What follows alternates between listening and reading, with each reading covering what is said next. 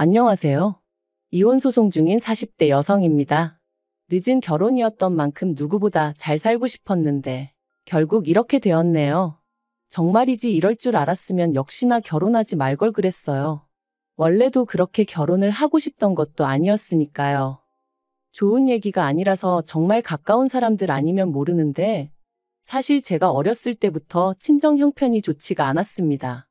그런데 아버지가 3대 독자시다 보니 어머니 입장에서는 아들을 낳아야 했고, 그래서 없는 형편에도 계속해서 아이를 낳으시다 보니 제 밑으로 여동생만 셋이나 더 생겼죠. 결국 아들은 못 낳으셨고요. 지금이야 저를 포함한 딸넷이 어머니 일이라면 두 팔 걷어붙이고 나서니 어머니가 아들 없어도 하나 아쉬운 거 없다 하지만 제가 어렸을 때만 하더라도 집도 가난한 데다가 딸만 넷이니 주변 시선이 고울 리가 없었죠. 외가친과 비교하면 친가는 그나마 먹고 살만 했는데 도움도 일절 주지 않았고요. 그래서 결국 맞이인 제가 고등학교를 졸업하자마자 사회로 나왔어요. 제 입으로 말하기 뭐하지만 공부도 곧잘 했기에 대학에 꼭 가고 싶었는데 맞이가 뭐라고 제 욕심은 잠시 접어두고 고생하는 부모님에게 조금이라도 힘이 되어드려야겠다는 생각뿐이었죠. 지금도 그때를 생각하면 복잡한 심정이에요.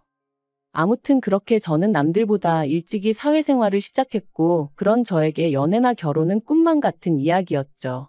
다른 또래 여자들이 멋낼 때 저는 낮에는 작은 건축 사무실에서 일하고 밤에는 호프집 주방에서 설거지를 해야 했으니까요. 그리고 그렇게 하루에 14시간, 15시간씩 일해가며 번 돈의 절반은 친정에 보내고 나머지로 제 생활비와 미래를 위해 저축을 했어요. 미용실 가는 돈이 아까워서 집에서 대충 자른 머리를 질끈 묶었고 옷은 계절이 돌아올 때 위아래 딱 한 벌씩만 새로 사가면서 말해요.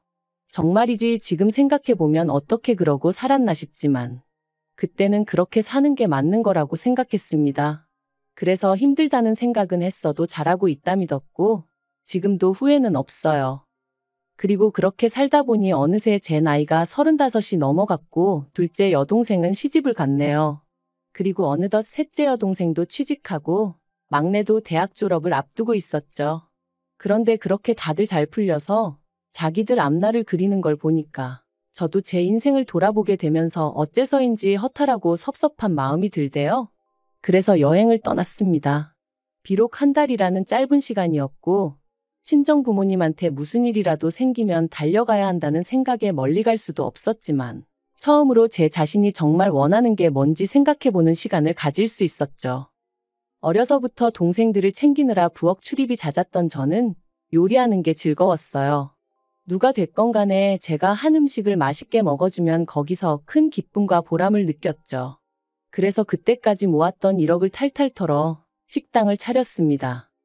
그런데 그렇게 시작한 식당은 제 예상보다 훨씬 힘들고 고되더군요.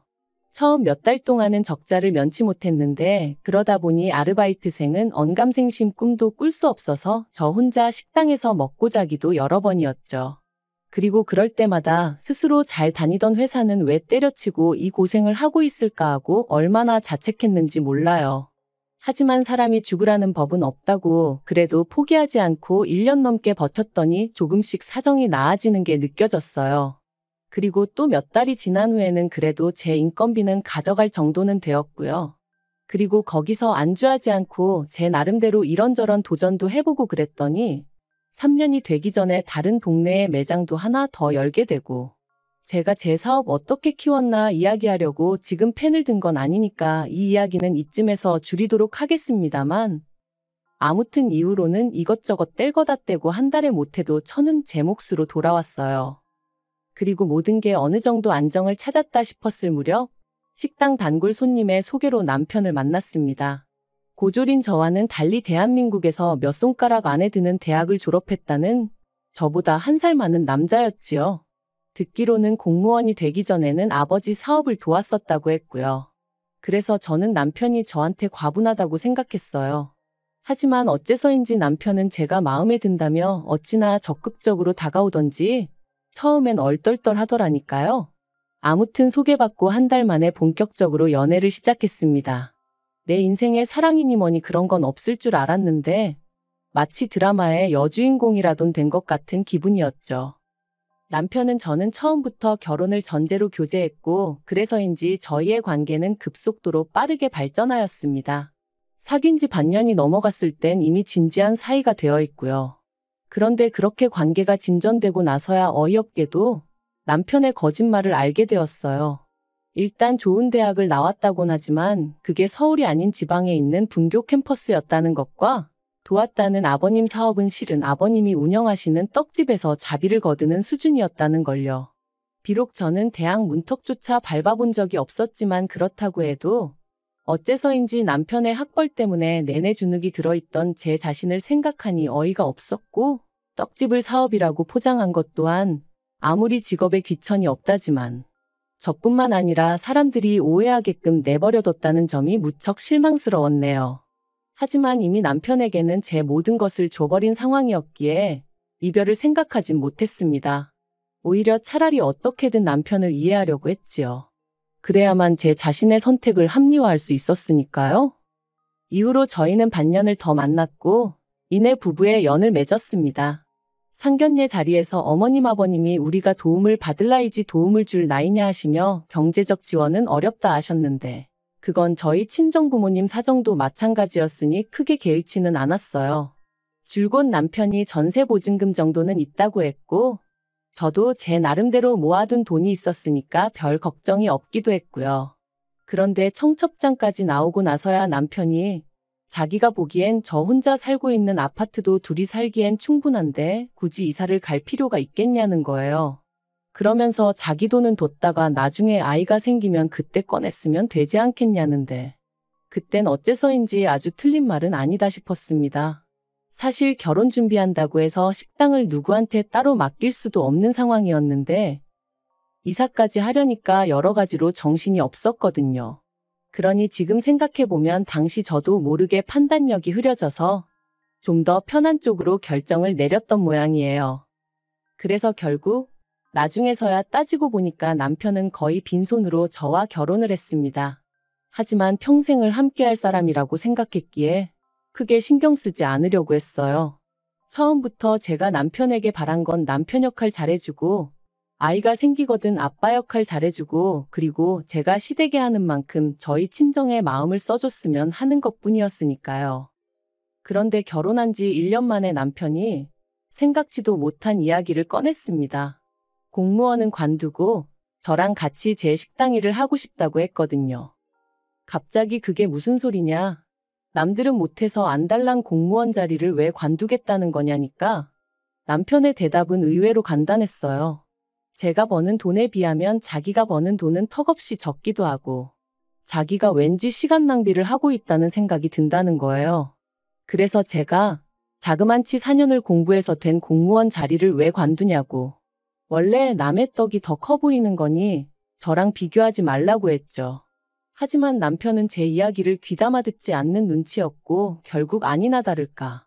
남편이 처음 관둔 해 만에 얘기를 꺼내고 2달 만에 저랑 상의도 없이 사표를 냈더라고요. 그리고 역시나 저는 또다시 어떻게든 긍정적으로 상황을 보려고 노력했고 남편이 제 식당에 출근하는 걸 허락할 수밖에 없었습니다. 하지만 이제 와서 말이지만 솔직히 남편이 일하는 방식은 제 마음에 썩 들진 않았어요. 연애를 할 때도 답답한 순간이 종종 있었고 결혼한 이후로도 이해 못할 남편의 행동이나 말들 때문에 예민해지는 일들이 있긴 했지만 그런데 같이 일을 해보니까 소위 일머리가 없는 게 눈에 보이더라고요. 게다가 요령은 또 어찌나 피우던지 저를 포함한 모두가 바삐 움직이는 시간에도 어떻게든 카운터만 지키려고 하는 거예요. 그래도 돈은 남자 사장이 받아야 손님들도 함부로 시비를 안 건다는 황당한 이유를 대면서 말이죠. 그리고 이건 여담이지만 언젠가부터 남편이 스스로를 사장으로 부르는 것도 솔직히 어이가 없었습니다. 저는 남편에게 직원으로서 월급을 주고 있었고 이건 남편이 제 식당에 출근할 때부터 합의를 했던 부분이었거든요. 하지만 그럼에도 불구하고 다른 직원들 말로는 저만 없으면 남편이 사장 행세를 한다더니 한 반년쯤 지나가니까 제 앞에서도 아주 당당하게 스스로를 남자 사장이라고 칭하더라니까요. 하지만 그렇다고 그런 남편을 다른 직원들 앞에서 시쳇말로 쪽팔리게 할 수도 없고 그러니 그냥 이따금씩 호칭은 확실히 하자고 애둘러 말하는 정도만 했는데 들어먹질 않대요. 그러다 남편이 합류한 지 2년째 되던 작년 겨울이었습니다. 날이 추워지면서 식당이 바빠졌고 그래서 저는 급하게 아르바이트생을 한 명 뽑았죠. 그런데 하루는 그 아르바이트생이 저더러 저희 남편이 자꾸 카운터에서 현찰을 꺼내 간다며 그래서 거스름 돈이 필요할 때면 식당 옆 편의점에 바꾸러 가는데 편의점에서 싫은 소리를 엄청 한다고. 그러니까 저더러 남편한테 얘기해서 카운터에서 잔돈 좀 넉넉히 채워놓으라고 말 좀 해달라대요. 그리고 그 이야기를 듣는데 좀 찝찝하더라고요. 그래서 그때부턴 아무래도 남편의 일거수일투족에 촉각을 곤두세웠죠. 그리고 며칠 뒤 남편이 샤워를 하러 들어갔는데 핸드폰이 울려서 슬쩍 보니 어머님 아버님이 이번 주는 왜 20만 원이냐 하며 어쨌든 잘 쓰겠다 하고 보내셨더라고요. 그리고 그 문자를 보고 저는 의아할 수밖에 없었습니다. 왜냐하면 시부모님께는 매달 초 50만 원씩 보내드리고 있었는데 그때는 12월 중순이었고 게다가 이번 주는 뭐고 20만 원은 뭔지 뭔가 앞뒤가 안 맞는 게 도무지 마음에 걸려 결국 남편의 핸드폰을 열었습니다. 그리고 남편의 핸드폰을 통해 알게 된 사실은 정말 황당했어요. 따지고 보니까 대충 제 식당에서 일한 게 2년이라 치면 그중 1년하고도 5개월 동안 식당 현금 매상을 빼돌리고 있었으니까요. 자기 딴에는 완전 범죄라도 꿈꾼 건지 어찌나 자세히 적어두었던지 그리고 그 돈은 대부분은 시부모님에게 흘러간 듯 했습니다. 적게는 한 주에 20만 원, 어떤 주는 30만 원. 계산해보니까 대충 1,400만 원이 시댁에 들어갔더라고요. 그런데 저는 그것도 모르고 매달 생활비에 보태시라고 돈 보내드려. 생신은 생신이라 보내드려. 명절은 명절이라 보내드려. 곰곰이 생각할수록 속에서 열불이 오르더라니까요. 분노가 주체가 되질 않아 손발이 덜덜 떨리던 와중에 남편이 화장실에서 나왔습니다. 저를 보고는 무슨 일 있냐 하더니 이내 자기 핸드폰을 보고 상황 파악이 된 듯했어요. 그리고 저는 남편이 미안하다고 납작 엎드리기라도 할 줄 알았는데 남편의 반응은 정말 뜻밖이었습니다. 왜 남의 폰을 보고 그러냐면서 저더러 수준 없다고 했으니까요.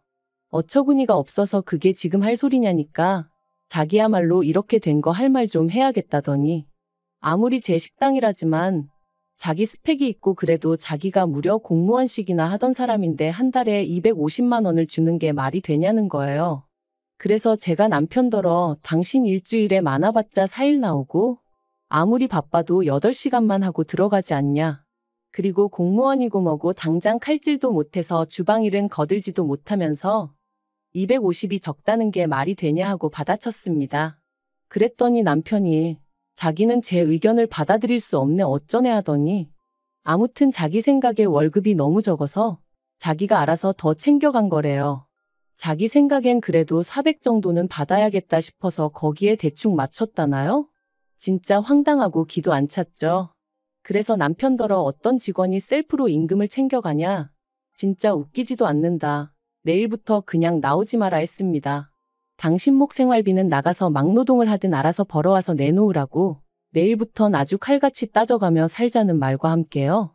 그랬더니 적반하장도 유분수지. 자기가 그렇게까지 하면서 저랑 왜 사냐입니다. 제가 나와달라고 해도 자기가 이제 나갈 마음이 싹 사라졌다면서 자기 없이 한번 장사해보래요. 자기한테 도와달라고 와서 빌어도 소용없을 거란 헛소리를 하면서요. 그리고는 자기 지갑하고 차키 챙겨서 나가는데 저 사람이 내가 알던 그 사람이 맞나 싶은 게 열받고 분한 건 당연하고 동시에 허무하고 허탈하고 왜인지 눈물이 주룩주룩 나더라니까요. 솔직히 남편 없이도 잘 굴러가던 식당이었기에 남편이 나오든 안 나오든 그건 문제가 아니었어요. 신경도 안 쓰였고요. 그래서 전과 다르지 않게 계속해서 영업을 이어갔습니다. 그리고 그렇게 한 달이란 시간이 흘렀을 무렵 어째서인지 시부모님이 연락도 없이 남편을 데리고 식당에 오셨더군요. 당신들이 보기에 부부싸움을 이 정도로 했으면 충분하다면서 이제 서로 이해하고 용서해주라면서 말이죠. 까놓고 남편이 싹싹 빌어도 부족할 판이었는데 서로 뭘 이해하라는 건지. 그래서 시부모님더러 됐다고 그냥 남편 데리고 가시라 했습니다. 없이 지내보니 제 예상보다 훨씬 지낼 만해서 이참에 아예 이혼하는 게 나을 것 같다면서요. 그랬더니 어머님이 하시는 말씀이 남편이 말없이 돈을 가져간 건 잘못한 게 맞지만 그런 행동을 하게끔 만든 건 저 아니냐면서 남편한테만 뭐라고 하지 말라대요. 아무리 제 식당이라지만 사람들 눈이 있는데 남편을 다른 직원들하고 똑같이 대한 것도 문제고, 남편이 저한테 사장님하고 부를 때마다 얼마나 자존심이 상했겠냐고요. 거기다 월급마저 저한테 받았었으니 그 속이 말이 아니었을 거라나요? 하지만 그게 다가 아니었습니다. 어머님께서 갑자기 제 두 손을 꼭 쥐시고는 이참에 식당을 남편에게 넘기라고 하셨거든요. 그리고 저는 가끔씩 나와서 일 도와주는 정도로만 하고 앞으로는 집에서 남편이 가져다 주는 돈 받았으면서 조신하게 여자로서 진정한 행복을 누려보래요. 자고로 여자는 남자 그늘 아래 있을 때가 제일 편하고 행복한 법이라면서 제가 그걸 모르니 이렇게 부부간의 싸움이 날 수밖에 없는 거라고요. 그러니까 한마디로 제 식당을 남편에게 통째로 공짜로 넘겨라. 말도 안 되는 소리잖아요? 그래서 어머님더러 꿈 깨시라 했습니다. 남편한테도 김칫국 그만 마시고 네 부모님 모시고 나가라고 했고요. 그리고 결국 남편하고는 이혼 소송을 시작했습니다. 협의 이혼으로 조용히 끝내고 싶었지만 남편이 제 식당을 위자료로 달라고 했거든요. 그래서 이 인간은 곱게 말이 통할 리가 없겠구나 싶어서 가게 돈 횡령한 거 민사 걸고 이혼 소송은 이혼 소송대로 시작하게 되었죠. 앞으로 짧으면 1년 길게는 3년까지도 걸릴 거라는 변호사의 말이 절망적이었지만 그래도 포기하지 않을 겁니다. 그간 알게 모르게 뜯긴 돈이 얼만데 더는 이런 한 푼 뺏길 수는 없으니까요. 그렇게 사내 노릇, 남편 대접 받고 싶었으면 평소에 똑바로 행동했어야지. 정말 이렇게 치졸하고 손버른 나쁜 사람과 한 입을 덮고 살았다는 게 수치스러울 뿐입니다. 만약 저에게 기회가 있다면 효도고 나발이고 네 분수껏 하고 살라는 말을 꼭 해주고 싶네요.